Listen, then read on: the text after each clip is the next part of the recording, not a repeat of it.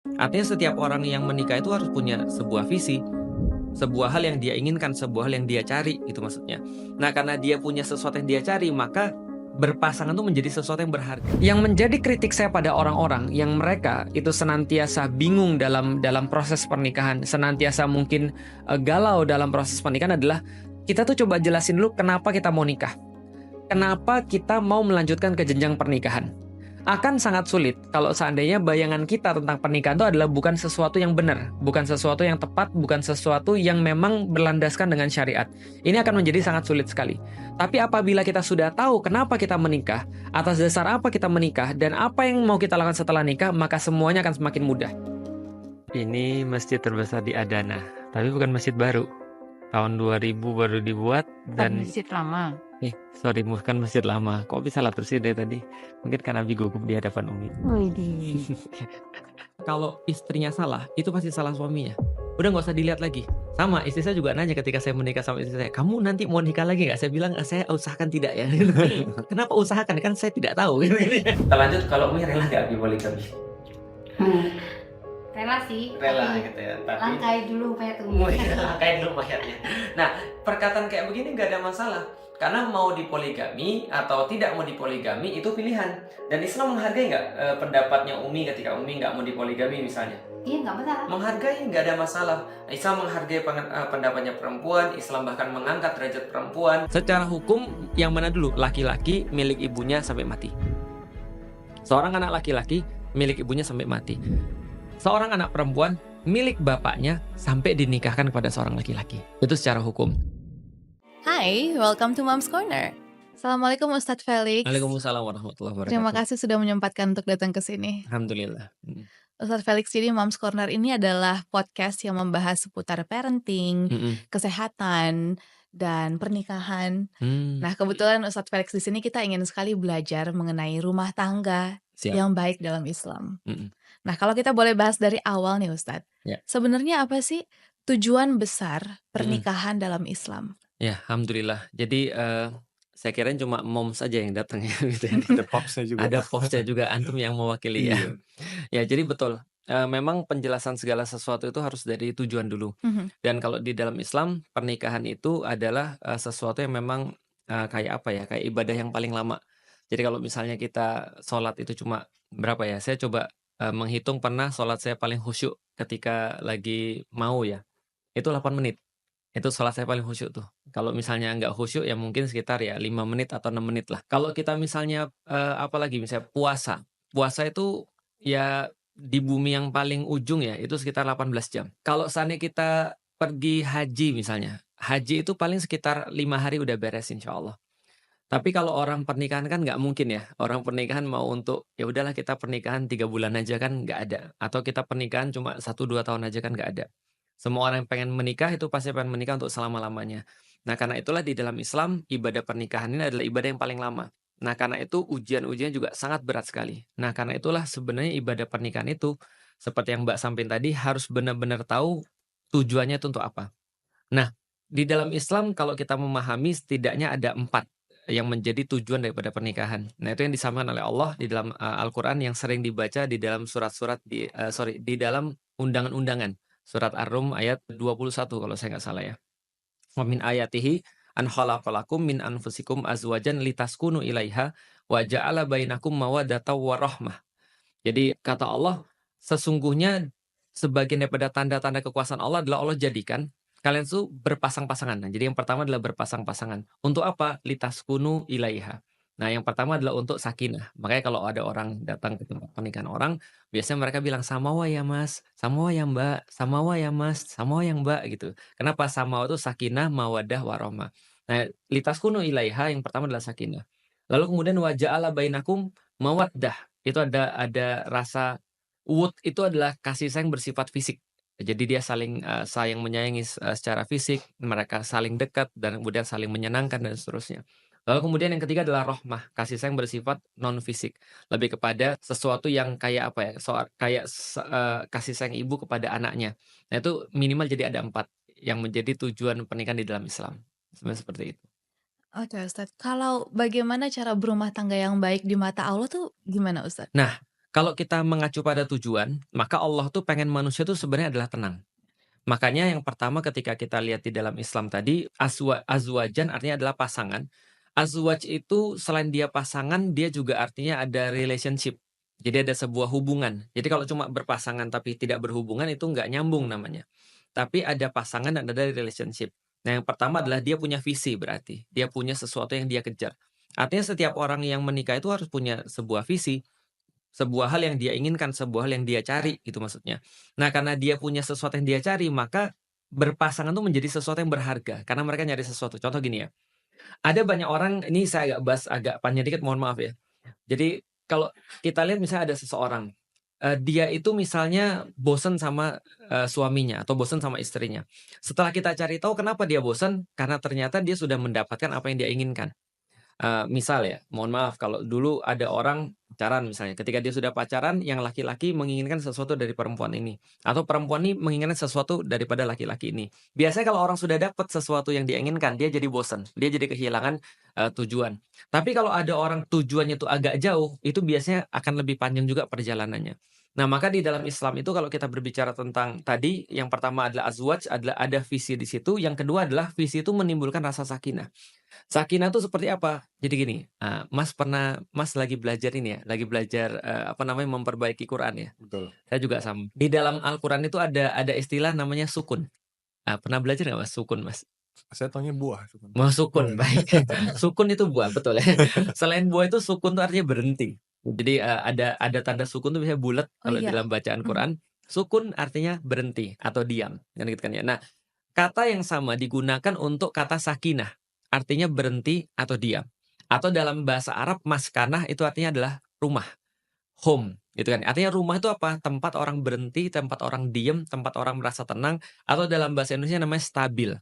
Misalnya contoh, ini meja ada 4 kaki, makanya dia stabil. Kalau meja cuma 2 atau 3 kaki, dia nggak stabil.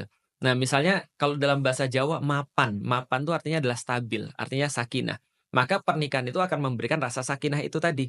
Nah, itu adalah salah satu yang Allah inginkan di dalam manusia. Jadi yang Allah inginkan adalah pertama manusia tuh dia punya satu tujuan yang dia cari berdua, karena kalau misalnya dia sudah tidak, punya tujuan berdua lagi, ya untuk apa bersama-sama. Tapi ketika dia punya tujuan berdua yang dia cari, nah untuk itulah ada pernikahan. Maka ada visi dan misi dalam pernikahan. Yang kedua, pernikahan tuh Allah pengen agar kita jadi tenang. Makanya ketika Adam diciptakan itu dia bilang, "Ya Allah kok sepi banget, kok nolongso banget saya ini." Kenapa? Karena bayangin gini, Mas pernah ngerasa nggak Mas, pulang ke rumah terus nggak ada istri? Sedih. Selain sedih apa lagi Mas? Ngerasa kayak nggak balik ke rumah. Kayak nggak balik rumah? Iya. Oh itu luar biasa. Itu sudah tingkat lanjut tuh pelajarannya Mas. Karena di dalam Islam, istri adalah rumah. Makanya dikatakan litaskunu ilaiha, agar kamu sakinah bersama dia karena dia menjadi rumah bagimu. Karena kalau misalnya kita pulang rumah, nggak ada istri, itu bukan kayak di rumah. Nah, salah satu yang diinginkan oleh Allah lah kita merasa tenang. Makanya kalau ada orang sudah nikah itu biasanya beda dengan orang yang belum nikah. Percaya nggak Mbak? Saya tuh sama istri saya tuh, kadang-kadang saya bilang gini, "Umi ke atas dong." Setelah itu dia ke atas kan ke kamar. Terus kemudian setelah dia ada, saya nonton Mbak. Saya nonton film, di komputer. Terus dia bilang, manggil-manggil istri terus dianggurin. "Untuk apa manggil-manggil istri?" Saya bilang, "Supaya saya tenang." Karena kalau nggak ada dia, saya nggak bisa nonton. Karena saya merasa saya nggak tenang. Nah, itu salah satu tujuannya adalah, pertama kita punya visi yang kita cari bersama, yang kedua kita merasa tenang dengan kehadiran dia. Dengan kehadiran dia kita merasa bahwa kita terlindungi, kita merasa ada yang untuk membuat kita nyaman, ada yang membantu kita dan seterusnya. Dan dua yang lain tadi ya berkaitan dengan itu juga. Mawaddah itu adalah, mohon maaf kalau ada orang, sudah menikah, itu kan salah satu yang dia cari adalah memenuhi keperluan biologisnya dia. Nah, itu juga adalah sesuatu yang dipenuhi oleh Allah lewat pernikahan. Nah, sehingga orang tuh merasa tenang karena biologisnya sudah tercapai. Karena kata orang, laki-laki itu simpel. Andaikan dia sudah punya uang dan urusan dia ranjangnya beres, maka dia tenang. Maka kalau ada misalnya di kantor Mas, nanti kalau ada orang yang bermasalah itu biasanya 2 masalahnya. Kalau nggak punya utang, berarti urusan ranjang. Nah, karena itu adalah ketenangan juga. Nah, berikutnya rahmah, apa?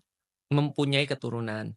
Nah, makanya kemudian di dalam Islam itu ketika Allah katakan, "Beranaklah," lalu kemudian, "Milikilah keturunan," karena keturunan itu menjadikan orang juga tenang. Nah, jadi setidaknya juga berdasarkan tujuan pernikahan, ada 4 juga yang Allah inginkan dari pernikahan, seorang laki-laki dan perempuan di dalam Islam. Yang pertama adalah dia punya visi yang bisa diselesaikan, yang kedua adalah dia punya pasangan yang membuat dia merasa sakinah, stabil, tenang, yang ketiga adalah, dia punya, mohon maaf, urusan biologisnya terpenuhi, yang keempat adalah dia bisa punya keturunan dari situ. Gitu, heeh. Iya, kalau gitu saya ingin menanyakan Mhm, kewajiban dan hak istri, iya, dari istri dulu ya. Dalam Islam kepada suami itu gimana Nah, sih dari sini Ustaz? oke. pertanyaan saya memanjang. Baik. Baik, di dalam Islam itu Allah terangkan di dalam surat An-Nisa tentang kewajiban suami dan istri. Allah sampaikan ar-rijalu qawwamuna 'alan nisa. Tapi tetap, walaupun ditanyakan adalah kewajiban suami, saya tetap harus jelasin kalau Al-Quran suami dulu yang dibilang daripada istri, walaupun tadi yang ditanyakan adalah kewajiban istri. Ar-rijalu qawwamuna 'alan nisa. Laki-laki itu adalah qawwam bagi perempuan. Nah, kebanyakan orang-orang ahli, tafsir dan ulama-ulama ketika membacakan ini mengatakan bahwa qawwam ini hanyalah sekedar kepemimpinan. Tapi setelah saya cari-cari, qawwam itu ternyata awalnya literalnya bukan masalah kepemimpinan, tapi qawam itu awalnya adalah literalnya masalah qiyam atau berdiri. Jadi dikatakan kalau misalnya kita baca literal, ar-rijalu qawwamuna 'alan nisa, laki-laki itu harus senantiasa berdiri di hadapan wanita. Berdiri itu maksudnya apa? Qawam atau qiyam itu ternyata seperti tiang. Nah, tiang penyangga yang harus selalu berdiri. Artinya apa? Kalau seandainya rumah itu nggak ada tiang, maka ambruk itu rumah. Nah, perempuan itu ibarat rumahnya, Mbak. Tadi sudah kita sampaikan. Sedangkan laki-laki itu ibarat tiangnya. Nah, kalau tiangnya itu kemudian nggak ada, ambruk rumahnya. Berarti laki-laki adalah supporter bagi perempuan. Itu adalah arti awalnya. Ar-rijalu qawwamuna 'alan nisa bermakna laki-laki adalah supporter wanita. Supporter apa aja? Supporter dalam bidang uang, supporter dalam bidang perlindungan, supporter dalam bidang penjagaan, supporter dalam bidang bimbingan, arahan, dan segala macam. Itu yang pertama, ar-rijalu qawwamuna 'alan nisa. Dikatakan seperti perempuan itu memiliki sebuah benteng. Nah, jadi kalau misalnya Mas Indra dengan istrinya itu seperti sebuah benteng bagi istrinya, melindungi, tidak menjadi yang menyakiti. Orang terakhir yang menyakiti dia dan orang pertama yang membantu dan menyenangkan dia. Itu adalah ar-rijalu qawwamuna 'alan nisa. Yang berikutnya adalah bima fadallallahu ba'dahum 'ala ba'din. Karena laki-laki ini sudah dilebihkan atas wanita. Dilebihkan soalan apa? Soalan logika laki-laki dilebihkan. Bukan berarti kita merendahkan wanita, tidak. Karena gini, di dalam Islam itu laki-laki dilebihkan tertentu, perempuan dilebihkan tertentu. Karena tidak serta-merta ketika laki-laki lebih logikanya, lantas itu adalah kelemahan wanita, enggak. Tapi perempuan tuh justru ketika dia tidak bagus dalam logika, justru kekuatan itu bagus dalam emosional. Dan ternyata yang banyak dimenangkan adalah emosional, gitu kan. Makanya laki-laki banyak tertindas kan gitu kan ya, ya kayak wajah saya gitu ya.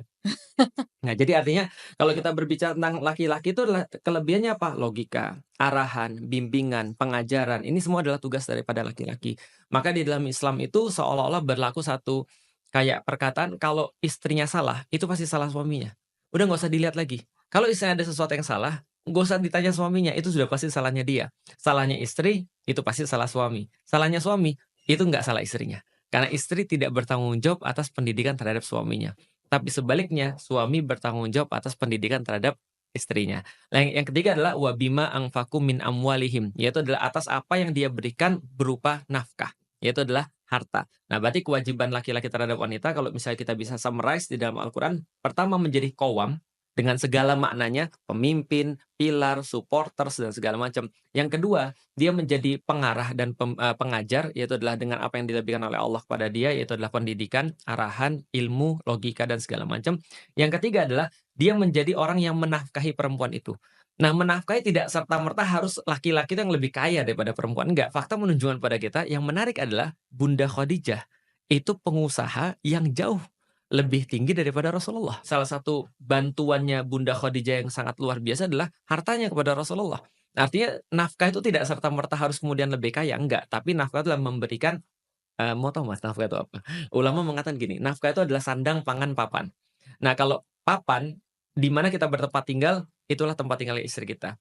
Yang kedua adalah makan, apa yang kita makan, itu yang dia makan. Kalau misalnya sandang, minimal memberikan baju setahun sekali. Itu sudah termasuk, tapi insya Allah itu standar yang paling rendah itu kan ya, itu sangat mudah sekali. Nah, baru kemudian berbicara tentang perempuan. Apa balasan perempuan? Maka Allah langsung menjawab, fasolihatu. Bahwasanya yang di awal ya, ar-rijalu qawwamuna 'alan nisa. Rijal, laki-laki itu adalah pemimpin atau supporter terhadap perempuan. Tapi balasannya bukan an-nisa'u, kan rijal, nisa. Enggak, tapi Allah kata ar-rijalu qawwamuna 'alan nisa, balasannya adalah fasolihatu. Jadi nggak disebut lagi perempuan, tapi langsung solihah solihah itu. Solihah itu apa? Mereka yang memperbaiki. Kenapa? Karena fungsi memperbaiki itu cuma ada pada perempuan dan sedikit sekali ada pada laki-laki. Kalau bahasa saya, yang harus waras dalam rumah itu perempuan. Kalau misalnya laki-laki diharap waras, agak sulit. Karena keputusan laki-laki itu banyak kan nggak waras. Makanya contoh misalnya kalau di dalam rumah lagi ribut misalnya, siapa harus minta maaf duluan? Ya perempuan. Kenapa? Karena perempuan yang waras, karena laki-laki tidak. Gitu kan ya. Karena perempuan yang bisa memperbaiki, karena laki-laki tidak. Fasolihatu. Yang berikutnya adalah qonitatun, yaitu adalah mereka yang beribadah pada Allah. Jadi justru yang menjadi sangat luar biasa di dalam Islam adalah ketika laki-laki itu disuruh untuk ini, maka perempuan disuruh untuk memperbaiki. Yang kedua, dia justru untuk beribadah pada Allah. Karena ketika dia beribadah pada Allah, dia sebenarnya menyelesaikan banyak problematika dalam rumah tangga dia.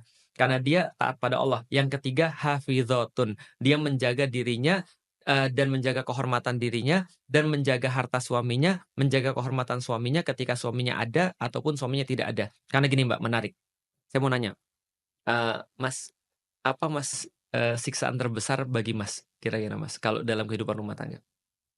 Apa ya? Yang paling Mas takutin? Tidak mencintai satu sama lain tapi tinggal bersama. Oke, selain itu Mas, ada yang lebih nyakitin nggak? Kalau misalnya, apa yang Mas takutin banget dari Mbak Niki misalnya? Apa ya? Kalau saya lagi marah. Ada yang lebih parah nggak kalau selain lagi marah? Ditinggal mungkin. Selain ditinggal? Apa ya? Oke, aku coba sampein ya. Aku mencoba untuk mensimulasi apa yang paling parah yang aku nggak bisa toleran pada istriku. Maka aku bilang, aku cuma minta kamu jangan dua ini. Karena dua ini aku nggak bisa toleran. Selain itu aku bisa toleran. Kamu nggak bisa masak, aku bisa toleran. Kamu nggak bisa nyetir, aku bisa toleran. Kamu nggak bisa ini, aku bisa toleran. Kamu mau berkata-kata kasar, aku masih bisa toleran. Tapi dua ini aku nggak akan bisa toleran. Satu murtad, dua selingkuh. Kepikir nggak Mas? Itu kalau itu terjadi kira-kira gimana? Nah, Bubar. bagiku itu sesuatu yang sangat ngeri sekali. Dan faktanya kejadian di barat kan begitu kan ya. Iya. Kalau ada seorang laki-laki memergokin istrinya selingkuh, itu bisa jadi dia langsung ngambil senjata, ditembak dua-duanya terus dia bunuh diri. Karena kenapa? Karena apa gunanya lagi hidup?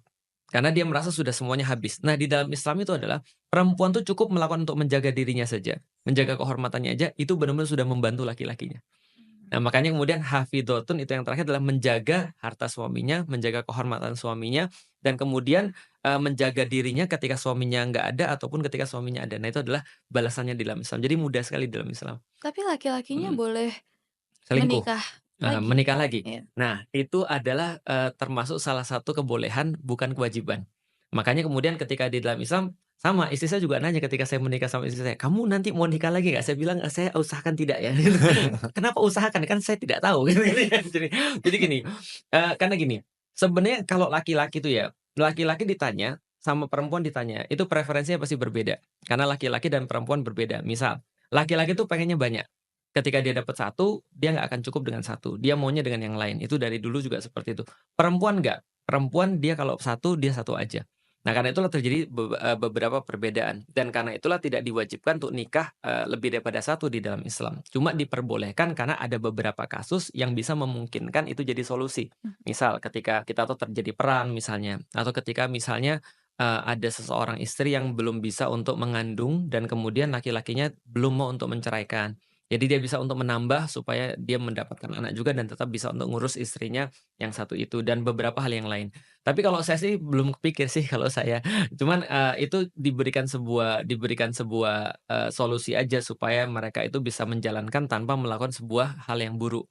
Karena pada faktanya banyak juga orang-orang yang melarang misalnya untuk melakukan hal-hal seperti itu, tapi ujung-ujungnya mereka melakukan ya perzinaan juga ujung-ujungnya. Nah, itu yang kita benar-benar benar-benar sesalkan lah yang kayak gitu-gitu. Tapi ya itulah, di dalam Islam ada. Jadi kalau misalnya istrinya melakukan dosa, dosanya pun juga ditanggung suami. Tentu saja. Setiap dosa istri itu dosa Sekecil suaminya. apapun. Sekecil apapun. Walaupun yang nggak diketahui oleh suaminya. Walaupun nggak diketahui, iya. Karena gini ceritanya.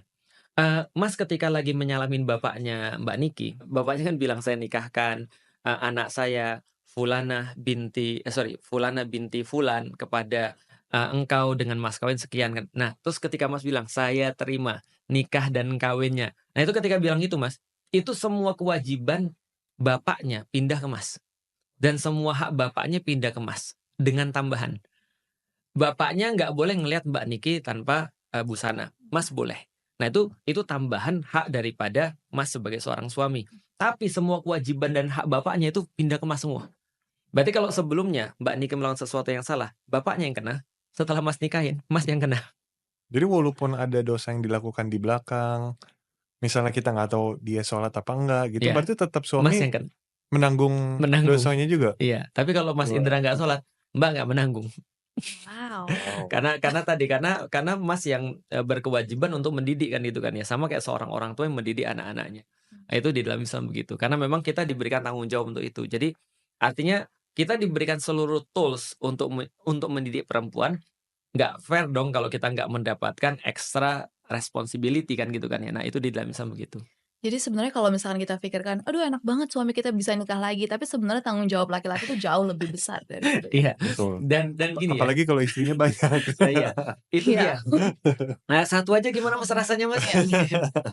Kita juga sering bilang gitu. Artinya kalau saya secara pribadi melihat ya bahwa saya kalau ada orang yang berpikir untuk nikah lagi misalnya, saya pernah ketemu 2 orang ustadz saya yang nikahnya lebih daripada 1. Dan saya pernah nanya tuh sama ustadz saya, "Kok ustadz nikah lagi?" Dia bilang gini, "Kamu tanya aja tuh sama itu tuh, sama ustazah, sama istrinya." Setelah saya tanya, ternyata yang nikahin itu istrinya. Karena istrinya, ya ini boleh percaya boleh enggak ya, tapi ini ada kenyataan. Jadi istrinya jadi gini Mbak ceritanya. Ini bukan meyakinkan Mbak ya, bukan bantu antum ya, bukan ya. Tapi ini kenyataannya. Ini ada seorang ustazah, dia punya teman dari kuliah dan belum nikah-nikah. Temennya teman baik, bestie banget. Nah, karena dia merasa bahwa ketika dia sudah nikah, dia punya kebahagiaan, dia sudah punya anak, rahimnya berfungsi, dia bilang gini, "Tidak ada sesuatu yang lebih berharga bagi saya seorang ibu, melainkan ketika rahim saya berfungsi dan kemudian punya anak dari rahim saya. Nah, saya pengen teman saya mengalami itu juga." Maka kemudian dia bilang, "Kamu nggak nikahin teman saya?" Ya, jadi itu bukan kayak di film, tapi memang ada. Temen saya yang satu lagi, istrinya sakit, sehingga nggak bisa melahirkan, akhirnya dia minta agar dia nikahin temennya juga. Nah, karena dia ya walaupun bukan berarti tanpa problem ya Mbak ya, pastinya ada problem. Ya karena kita udah tau lah namanya perempuan, ya dia bilang, saya kuat." Ya mana ada perempuan yang kuat sebenarnya, pasti ada juga konflik ya, cuman mungkin yang mereka cari itu yang mereka dapat lebih besar daripada konflik yang mereka tanggung kali ya. Ya toh bukannya itu semua kehidupan manusia kayak gitu kan. Iya. Mhm. Kalau saya sering membaca Mhm. istri bahagia tuh keluarga bahagia, istri bahagia rezeki suami lancar. Betul. Apakah kebahagiaan istri itu yang paling penting dalam rumah tangga? Atau apa sih maksud kata-kata itu, Ustadz?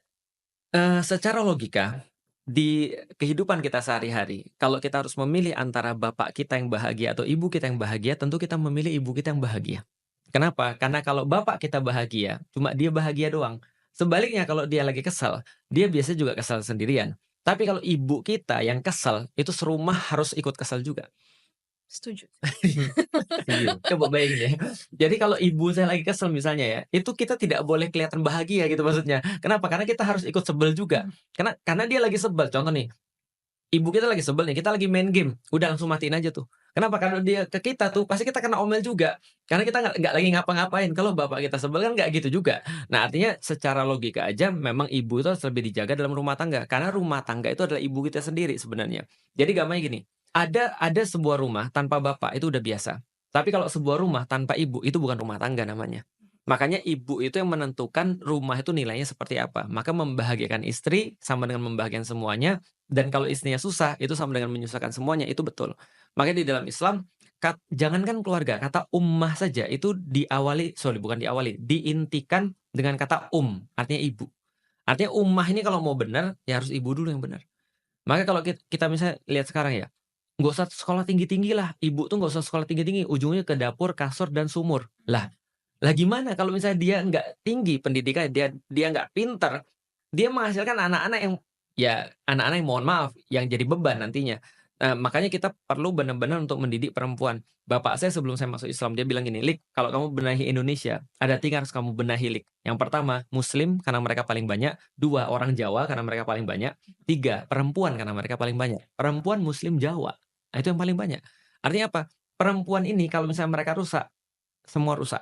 Tapi kalau mereka benar, insya Allah anak-anak mereka akan jadi benar." Nah, itu yang kita lihat benang merahnya di dalam Al-Quran. Saya sekarang sering dapat ngelihat pertanyaan-pertanyaan gitu di sosial media. Kalau misalnya disuruh pilih antara, sebagai laki-laki nih ya, yang sudah menikah, antara Ya, anak perempuan, istri, dan ibu. ya. Nah, terus Gimana ya? mana nih yang perlu prioritaskan paling pertama itu gimana? Oke, bagus gitu ya. Ini sebenarnya pertanyaan akan sangat sulit sekali. Makanya di dalam Islam, setiap orang tuh dikasih porsinya masing-masing. Contoh misalnya, saya kasih contoh ada orang ngutang, ngutang dengan orang lain.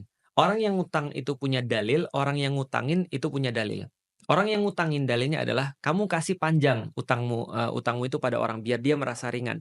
Kalau kamu yang ngutangin cepat bayar, kalau kamu mati dan kamu belum bayar utang, nanti kamu akan terganjal untuk masuk surga." Nah, maka sama kayak di dalam keluarga juga. Seorang ibu punya dalil, seorang anak punya dalil, seorang anak perempuan punya dalil, istri juga punya dalil. Yang susah dalam kehidupan zaman sekarang, semua orang pegang dalil orang lain. Seperti kalau yang ngutangin pegang dalil yang ngutang pegang dalil yang ngutangin. Yang ngutang bilang, bro, bayar, sorry, bro, jangan buru-buru, kamu tuh harus memperpanjang waktunya." Yang ngutangin bilang, "Kamu tuh harus bayar, kalau kamu mati, kamu belum bayar, kamu nggak masuk surga." Itu beda. Nah, makanya kalau kita nggak boleh pakai dalil, dalil orang lain. Seorang ibu kadang-kadang nanya sama anaknya, "Kamu kamu punya istri kan?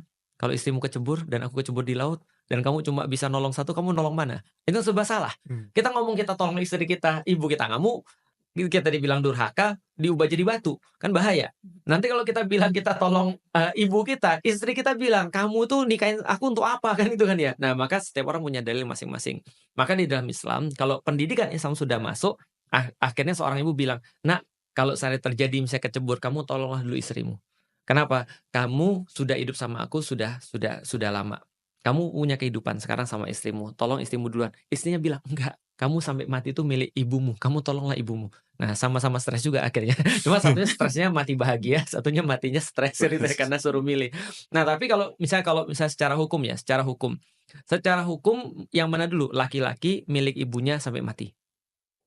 Seorang anak laki-laki milik ibunya sampai mati. Seorang anak perempuan milik bapaknya sampai dinikahkan kepada seorang laki-laki. Itu secara hukum. Maka kalau kita ya secara hukum laki-laki ya prioritas kita adalah ibu. Tapi balik lagi ya, bukan cowok yang gentle ketika dia memprioritaskan ibunya dan lalu meninggalkan istrinya. Makanya itulah pentingnya speak dewa kan gitu. Kan kita punya speak dewa. Contoh misalnya ya, ibu saya protes, "Itu Bu, itu tuh, istrimu tuh ya gini gini gini gini," misalnya. Terus kita bilang, "Mi, namanya juga masih anak muda, namanya juga masih belajar. Kalau Mami kan sudah pro, ya Mami ya ajarinlah supaya dia tuh bisa lebih baik." Tapi kalau saya ngomong ke istri saya, nggak mungkin saya ngomong gitulah, gitu kan ya. Saya ngomong yang lain lagi, "Ya maklumlah, namanya juga sudah orang tua. Ya mungkin juga hidupnya juga nggak lama." Misalnya, tapi jangan ngomong gitu sama ibunya gitu kan ya. Maksudnya kita ngomong kan sebagai laki-laki kan kita bisa ngomong ke sini beda, ngomong ke sini beda tanpa menyakiti keduanya. Tapi nggak tahu kalau dua-duanya ngomong nanti ya nggak maksudku ya juga nggak seperti itu sih, tapi kita bisalah insyaallah. Karena Pinter-pinter laki-lakinya ngomong aja. betul. Loh, laki-laki sebelum nikah aja bisa speak dewa kok, masa setelah nikah nggak bisa? Nah, itu kan justru laki-laki tuh harus bisa menempatkan diri menjadi seorang bapak, menjadi seorang anak, menjadi seorang suami di saat yang sama. Dan menjadi penengah yang baik ya Ustadz Betul. ya. Jangan sampai salah satunya merasa sakit hati. Itu tetap nggak boleh, itu Kalau bukan anak laki-laki. perempuan? Kalau misalnya punya anak perempuan? Kalau punya anak perempuan itu bagi seorang laki-laki pasti lebih diprioritaskan. Makanya kadang-kadang saya kan ditanya orang, saya sering nanya orang, "Kamu sayang anakmu yang mana?" Dia bilang, "Saya sayang semuanya." Iya jelas. Tapi anak perempuan pasti lebih disayang bapaknya. Kenapa? Karena naluri perlindungan bapaknya muncul. Nah, maka kalau kita bicara tentang anak perempuan ya, kalau saya secara pribadi ya, dengan anak perempuan saya berusaha untuk goal saya itu apa, ketika dia nikah, lalu dia mau nikah, dia ditanya, "Kamu mau laki-laki kayak apa?" Dia bilang gini, "Saya mau laki-laki kayak bapak saya." Nah, itu goal saya. Kenapa? Rasanya seneng kan gitu kan, karena kita menjadi sebuah kayak apa ya, kayak, indikasi kebaikan, kita jadi standar dan segala macam. Nah, itu adalah anak perempuan. Jadi bagi seorang ayah, anak perempuan itu ya tanggung jawab yang istimewa. Makanya ada hadis kata Rasulullah, "Siapa yang dikaruniai 2 anak perempuan, dididik secara baik, dikasih nama dengan baik, dididik secara baik, dan kemudian dinikahkan secara baik, maka baginya surga." Mmm. Itu jadi gitu. Kalau soal pekerjaan rumah gimana Ustadz? Saya sering banget nih dapat komentar-komentar dari followers Instagram Ya, ataupun sosial media lainnya. mhm, "Aduh capek banget nih aku harus melakukan pekerjaan rumah, menyapu, mengepel, cuci mhm, baju." mhm, Apakah emang itu purely tanggung jawab istri atau di Islam diajarkan laki-laki itu juga harus mengerjakan pekerjaan rumah? ya. Faktanya Rasulullah membantu istrinya. Oh. Walaupun Felix jarang membantu istrinya. Jadi gitu. Tapi faktanya Rasulullah membantu istrinya. Rasul, jahit baju, Rasul kemudian meng-handle beberapa pekerjaan rumah tangga dan seterusnya. Dan bahkan Rasul sangat sangat tidak suka merepotkan istrinya, sebagai gitu. Nah, jadi artinya kalau bicara tentang rumah, apakah rumah tuh harus harus, selalu tanggung jawab perempuan? Tidak jawabannya. Tapi sesuatu yang tidak bisa dipungkiri adalah perempuan selalu mengerjakan itu lebih baik.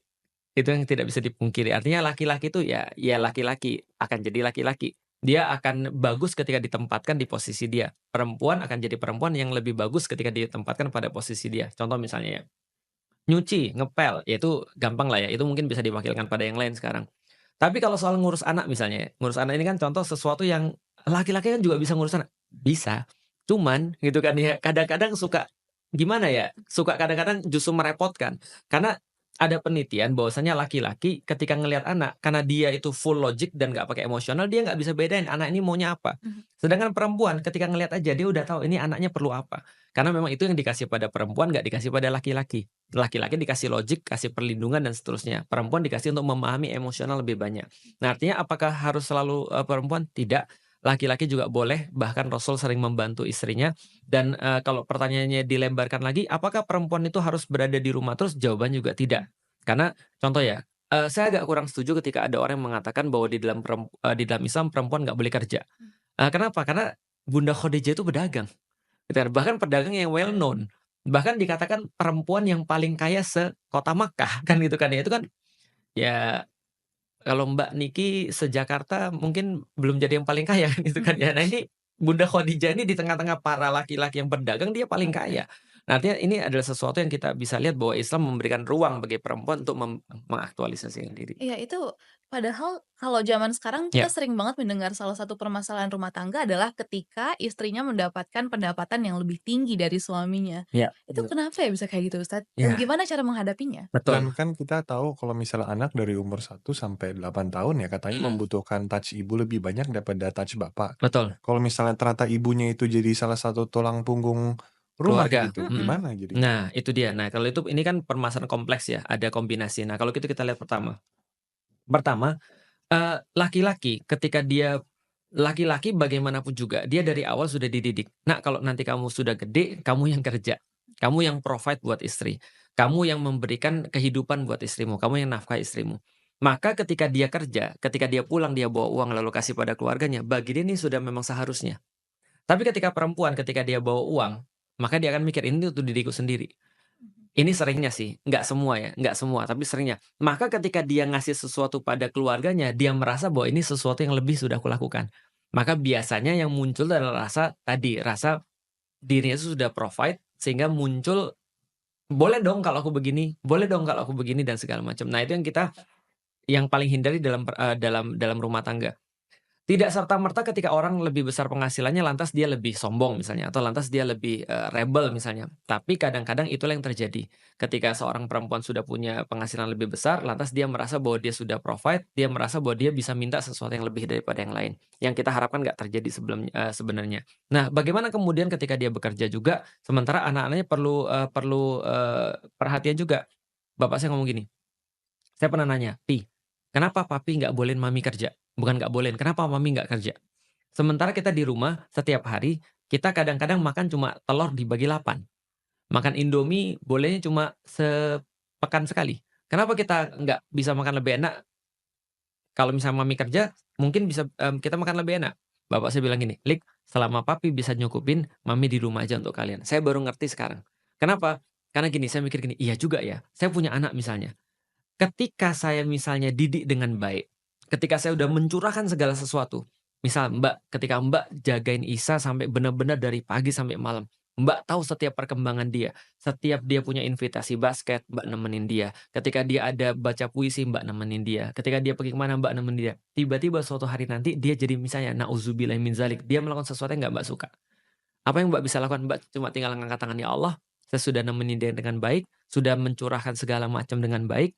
Seluruh waktu saya nggak ingat satu pun yang saya bisa curahkan, tapi nggak saya curahkan. Kalau ini memang harus saya lakukan, ini memang harus terjadi, ya Allah kuatin saya ya Allah." Kan gitu kan ya? Karena kita udah maksimal.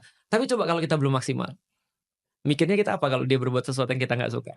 Gagal. Salah kita kali ya gitu. Andai dulu aku ada. Andai dulu aku di situ. Dia bilang, "Mama sih, pas aku pergi mama nggak ada. Kenapa sekarang mama demanding aku dan segala macam. Aku nggak pernah demanding mama dulu." Kita mikir, andai aku dulu nemenin dia lebih banyak. Andai aku nyesel.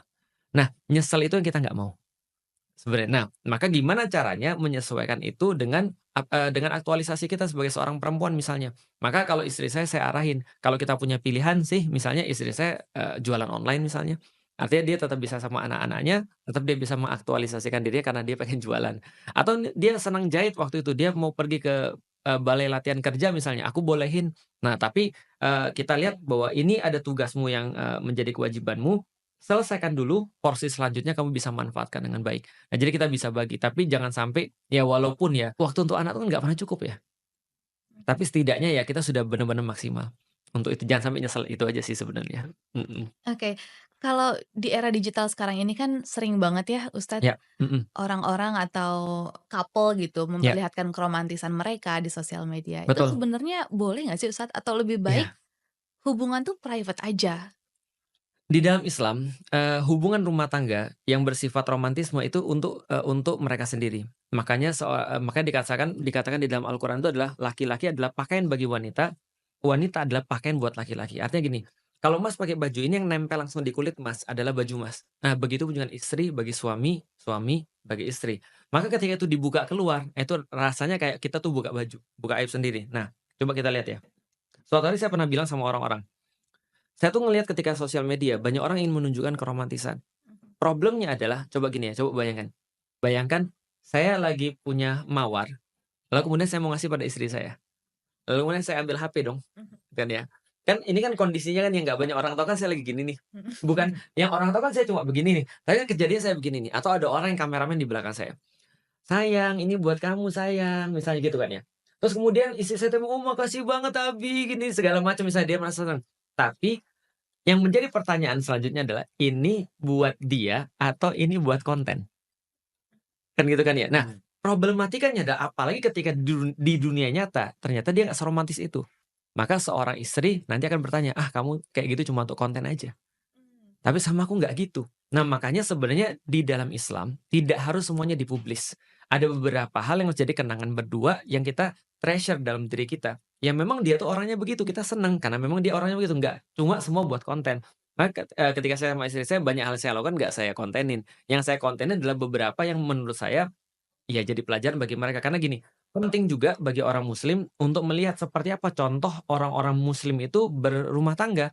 Misalnya ketika Mas Indra, Mbak Niki jalan keluar menunjukkan bahwa, pada orang-orang bahwa, "Ini loh kami ini berpasangan dengan satu nilai seperti ini," kan nunjukin orang luar. Bagi orang, "Oke ini adalah couple goals gue," misalnya.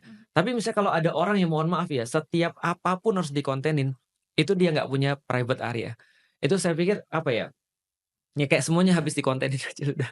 Jadi kadang-kadang kita nggak ngerti, kita melakukan ini karena konten atau benar-benar karena kita sayang sama dia, gitu. Karena semuanya dikontenin dan ujung-ujungnya biasanya ya pasti ke arah, ujian.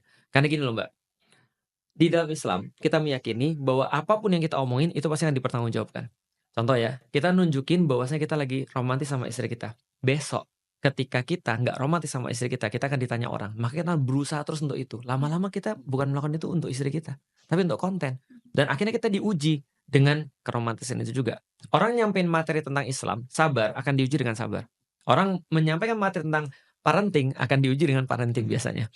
Orang, menyampaikan bagaimana cara romantis rumah tangga, biasanya akan diuji dengan masalah rumah tangga. Itu biasanya sih begitu. Oke, baik Ustadz. Dan selama pernikahan tuh pasti, apa ya, suami istri ada saatnya tidak satu pendapat gitu kan Ustadz, Iya, ada heeh. perbedaan pendapat atau enggak jutek-jutekan lah, berantem gitu. Itu gimana ya Ustadz kalau misalkan Mmm, kita suami istri tidak sedang satu pendapat? frekuensinya udah berapa kali dalam satu pekan? Kita sih jarang ya, Jarang. Jarang, luar biasa loh jarang. Berapa tahun nikah? eee, 4. hampir 4. 4. Itu akan semakin sering seiring dengan waktu, Oh gitu gitu? kan ya. Contoh kayak saya sama istri saya. Saya sama istri saya tuh, bisa hampir setiap hari kita marah. Mmm. Setiap hari. Kadang-kadang kita kita nggak senang dengan satu pendapat, kadang-kadang mungkin dia capek, aku capek, terus kemudian dia ngomong sesuatu yang aku nggak suka, aku merasa, "Kok kamu ngomongnya kasar sih?" Itu misalnya. Dia bilang, "Enggak, biasa aja." "Enggak, tapi ngomong jangan kayak gitu." Misalnya. Oke. Itu setiap hari hampir kayak gitu. Nah, hanya saja di dalam Islam bukan berarti suami istri itu tidak boleh cekcok, bukan berarti suami istri nggak boleh, marahan, enggak. Tapi marahan itu orang yang tahu batasnya beda dengan orang yang nggak tahu batasnya. Di dalam Islam, kalau seandainya kita melihat ada suami istri lagi marahan, bagaimana cara mengatasi? Satu, mereka kembalikan pada Allah. Maka di dalam Islam bukan kata-katanya aku mencintai kamu, bukan. Tapi kata-katanya adalah aku mencintai kamu karena Allah. Nah, karena Allah itu maksudnya adalah apa? Sebelum aku mencintai kamu, aku mencintai Allah dulu. Nah, sehingga ini kayak cinta segitiga. Kita tuh kayak menjaminkan cinta kita tuh pada Allah. Nah, sehingga selama Allah itu ada, kita akan saling mencintai satu sama lain. Tapi kalau seandainya kita cuma mencintai seseorang, itu hilang begitu ada masalah. Gitu kan ya. Jangankan mencintai, minta maaf aja nggak mau. Nah, deket-deket aja nggak mau, udah jangan deket-deket. Apalagi cewek-cewek kan. Kalau cewek sama cowok kan beda. Kalau cewek lagi marah sama cowok, cowok lagi marah sama cewek, biasanya cewek tuh mau nyentuh. Karena dia pikir menyentuh itu baik. Karena dia kalau dia lagi masalah, dia pengen disentuh. Laki-laki nggak mau disentuh. Maka jangankan love, disentuh aja marah. Istri saya udah saya kasih tahu, kalau saya lagi marah jangan sentuh-sentuh saya gitu kan. Karena saya bakal lebih marah gitu kan. Tapi kalau perempuan lagi marah, itu justru perlu sentuhan suaminya kan gitu kan ya. Sayangnya suaminya nggak mau gitu kan ya. Karena dia merasa ketika dia lagi marah dia nggak mau disentuh. Nah, tapi bagaimana menyelesaikan ini kan stalemate. Yang ini nggak mau disentuh, yang ini mau disentuh. Sebaliknya, ini mau nyentuh, yang ini nggak mau disentuh misalnya.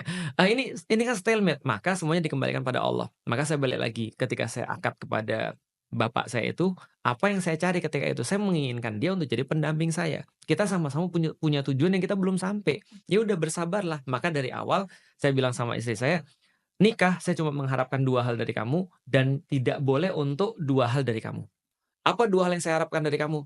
Pertama support, yang kedua adalah percaya. Support saya dalam dakwah, selama saya masih dakwah, selama saya masih taat Allah, support saya. Yang kedua, percaya saya. Jangan pernah mempertanyakan saya ketika saya ada sesuatu yang mungkin menurut kamu nggak baik. Contoh misalnya, lagi jalan sama siapa, Bi? Tadi ngapain, Bi? Nah, itu jangan, aku nggak suka. Nah, sebagai laki-laki aku merasa, kok kamu nggak percaya sih? Gitu misalnya kayak gitu. Nah, yang kedua adalah, yang dua yang nggak boleh adalah tadi selingkuh, murtad. Selain itu insya Allah aku masih bisa cope dengan apapun itu. Kesalahan apapun aku masih bisa maklumi, walaupun aku mungkin akan marah.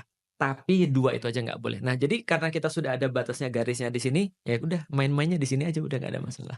Mau marah semarah apapun ya tetap aja sih, Mbak. Iya, itulah namanya seni.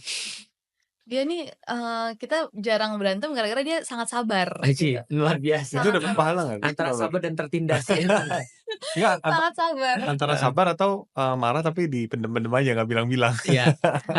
Kalau seandainya, Mas jadi gini, di zaman Rasul itu ada orang-orang persis kayak gitu juga. Umar itu kalau lagi dimarahin sama istrinya, dia pergi ke masjid. Jadi kan daripada dia di rumah dimarahin terus, kalau dia ngomong mungkin dia kasar gitu kan ya, lebih baik dia pergi ke masjid. Dekat nggak Mas masjid sini, Mas? Lumayan sih. Lumayan ya? Lumayan, Nah, sejalan jadi kaki. kalau nanti lagi marah pergi ke masjid aja, Mas. Nah, Kalau ada yang lihat Indra di masjid berarti dia marahin istrinya. ternyata pas Umar lagi ke masjid, banyak cowok-cowok di situ. Padahal belum jam sholat. Umar berkata, wah rajin-rajin nih kalian ya. Belum waktu sholat kalau udah ramai sekali di masjid. Mereka bilang kami lagi dimarahin istri di rumah. Sama ternyata nasib mereka semua.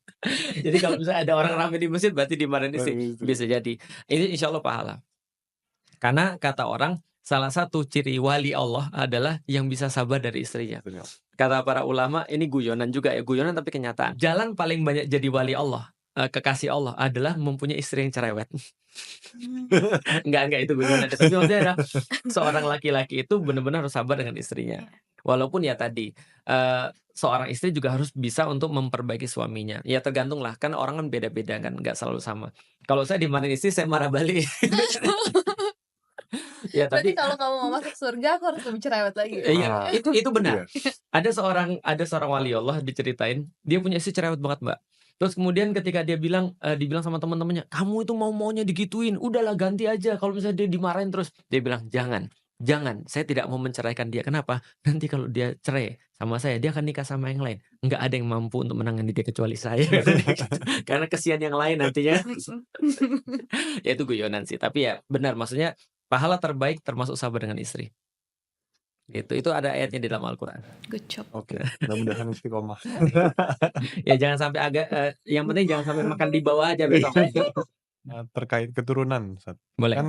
Makin ke sini makin banyak kira-kira orang-orang yang makin susah dapat turunan. Betul. Terus sekarang kan secara medis kan banyak, tindakan-tindakan yang bisa dilakukan seperti, inseminasi, Ya, IVF, in terus vitro. sampai, ada surrogate mother. Nah Ya, itu, betul. aturan-aturan dalam Islam ada nggak ya? Apa Ya. yang dibolehin, apa yang nggak dibolehin? Yang penting di dalam Islam adalah salah satu penjagaan terhadap syariat itu menjaga nasab.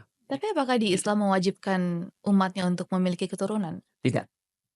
Karena Rasulullah sendiri itu kan Rasulullah itu diejek sama orang-orang kafir Quraisy abtar, artinya tidak punya keturunan. Karena keturunan cuma perempuan aja, putus.